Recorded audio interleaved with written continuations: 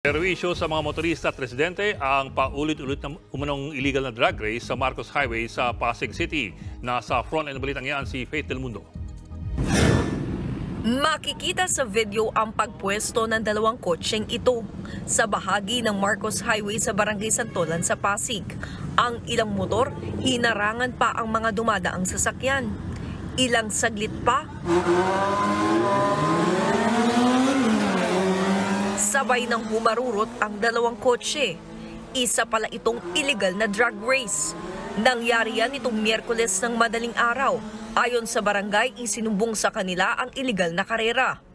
Nerespondihan ito ng mga pulis at barangay pero agad umanong nagpulasan ang mga kasali. Nakumpiska naman ang dalawang motorsiklong ginamit rin daw na pangarera. Ayon sa mga opisyal ng barangay na nakakasakop sa lugar, madalas na may nangyayaring drag racing sa Marcos Highway, lalo na tuwing madaling araw. Talagang talamak po ang drag racing dyan. No? And then, once na magkaroon naman ng operation, tsaka lang sila nagpapalipat-lipat. Even tricycle, before meron nagaganap dyan, no? May reported sa amin ganon. Pero pati po motorsiklo, meron po talagang nagaganap dyan na drag racing. Ayon naman sa PNP Highway Patrol Group, diskarte ng mga kalahok sa drag racing na magpalipat-lipat ng lugar kung saan kaunti ang mga sasakyan. May spotter pa nga raw sila at tagapigil ng trapiko.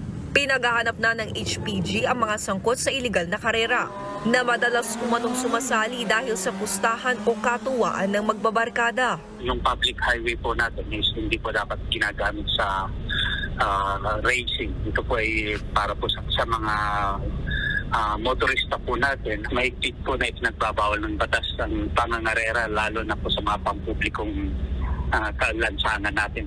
Ang mga mahuhuli maaring sampahan ng reklamong reckless driving. Pagmumultahin din sila ng hanggang 10,000 piso. Nagbabalita mula sa Frontline, Faith Del Mundo, News 5. Mga kapatid, Ed Lingaw po, maging maalam at may pakialam sa mga napapanahong balita sa ating bansa. Para sa mas malalimang pagtalakay at paghimay sa mga issue at headlines, tumutok lamang at pag-subscribe sa social media pages ng News 5.